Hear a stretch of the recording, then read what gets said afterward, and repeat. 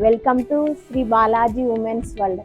ఈరోజు మనము చిన్నపిల్లల హెయిర్ యాక్సెసరీస్ తీసుకొచ్చామండి. ఇక్కడ అన్ని రకాల హెయిర్ యాక్సెసరీస్ ఉన్నాయి. ఇవి చిన్నపిల్లలకి చాలా క్యూట్గా ఉంటాయి. ఇవి రీజనబుల్ ప్రైజెస్లో మంచి కలెక్షన్స్ ఉన్నాయి.